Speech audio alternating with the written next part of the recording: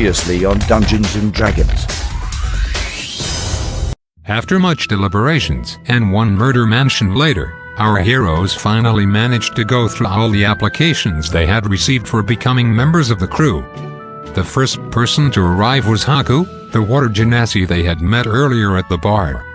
For winning the race, she was immediately hired on the spot. Chad hired the most people, having offered a signing bonus for some reason. Among his recruits was Snarf the dwarf. He was hired to be in charge of security. Chad also hired Laura the fitness instructor, because every ship needs one of those.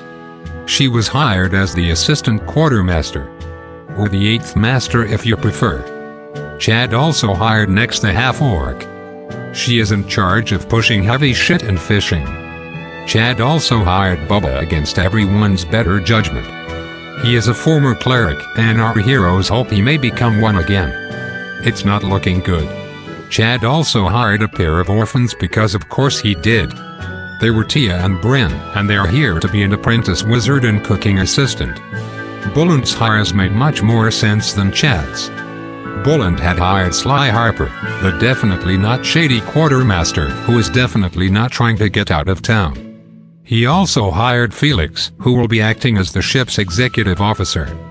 He also hired Jeremy the navigator, which raises the question of who was doing it before. And Bullen also hired Don Bonbon, an experienced ship cook who won't give our heroes food poisoning, unlike some other people. And Duke hired some fucking weirdos. He hired Annie Handler, a veterinarian who will be doing her best to be the ship's doctor. Duke hired Human, a man who is definitely a human and will be doing his best to be the ship's shipwright. And he hired Mer, who is a literal robot. Big Dick Rick also hired someone who our heroes will be introduced to later. Our heroes then spend all the money the government gave them to upgrade their ship. They bought a bunch of ballistas so they can actually defend themselves from other ships.